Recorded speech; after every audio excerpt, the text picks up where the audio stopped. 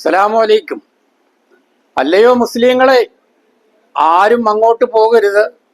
അവിടെ KPCC പ്രസിഡന്റിനെ തെരഞ്ഞെടുത്തുകൊണ്ടിരിക്കുകയാണ്.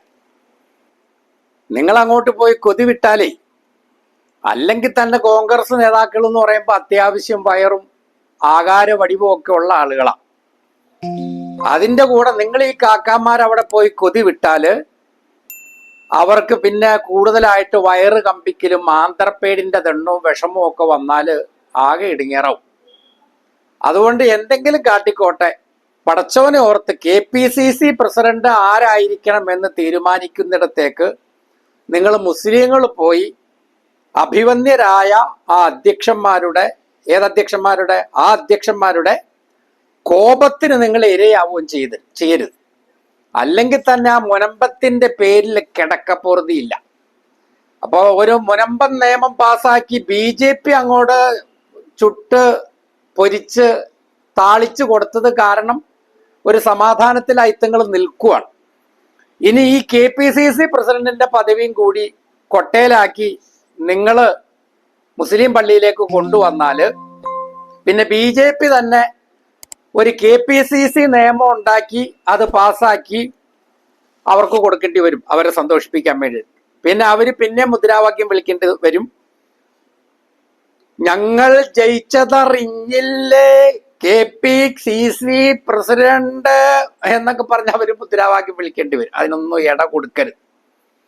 അത് മാത്രമല്ല, സർവോപരി എങ്ങാനും ഈ KPCC പ്രസിഡന്റിനെ നിർണയിക്കുന്ന സ്ഥലത്ത് നിങ്ങൾ പോയി നിന്ന് നറുക്കെങ്ങാനും നിങ്ങൾക്ക് വീണ് കഷ്ടകാലത്തിന് നിങ്ങൾ KPCC പ്രസിഡന്റ് ആയിപ്പോയാൽ വേറെ ഒരു പൊല്ലാപ്പും കൂടി വരാനുണ്ട്. ഈ KPCC പ്രസിഡന്റ് ആയവൻ സുന്നിയാണെങ്കിൽ മുജാഹിദുകൾക്ക് വയറിളകാത്തുള്ളൂ, മുജാഹിദാണെങ്കിൽ സുന്നികൾക്ക് സഹിക്കൂല, സുന്നി തന്നെ നളന്ത സുന്നിയാണെങ്കിൽ ഷജറ സുന്നികൾക്ക് തലവേദനയാവും. KPCC പ്രസിഡന്റ് ഷജറ സുന്നിയാണെങ്കിൽ നളന്തകൾക്ക് സഹിക്കൂല. പിന്നെ അപ്പുറത്ത് AP സുന്നികൾ നിൽപ്പുണ്ട്, അവര് സുന്നിസം അളക്കാനുള്ള തെർമോ മീറ്ററോ ബാരോമീറ്റർ അതുമായിട്ട് അവര് നടപ്പുണ്ട്.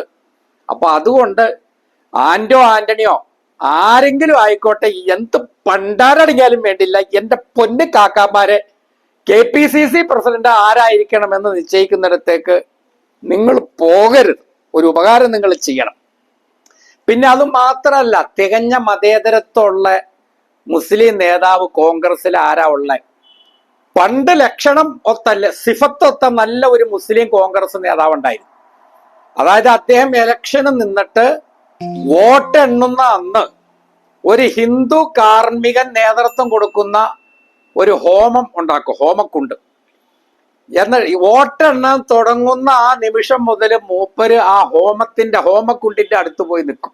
റിസൾട്ട് പ്രഖ്യാപിച്ചു കഴിഞ്ഞാലാണ് മൂപ്പരും അനുയായികളും ആ ഹോമത്തിന്റെ അടുത്തുനിന്ന് ഹോമക്കുണ്ടിന്റെ അടുത്തുനിന്ന് മാറുള്ളൂ. അത്ര നല്ല സെക്യുലറിസമുള്ള, മതേതര ബോധമുള്ള, മതേതര വ്യക്തിത്വമുള്ള, ഈ ഭാരതീയ സംസ്കൃതിയുമായിട്ട് അങ്ങ് ഇഴുകിച്ചേർന്ന ഒരൊറ്റ മുസ്ലിം നേതാവിനെയും കഷായത്തിന് പോലും കിട്ടാനില്ല. അപ്പൊ നിങ്ങൾ KPCC പ്രസിഡന്റ് ആവാതിരിക്കലാണ് നല്ലത്. കിട്ടിയത് കൊണ്ട് സബൂറാക്കുക. പൊന്നു മക്കളെ, നിങ്ങൾ ആരും അങ്ങോട്ട് പോകരുത്, വിഷമങ്ങളൊന്നും ഉണ്ടാക്കരുത് എന്ന് മാത്രമാണ് പറയാനുള്ളത്.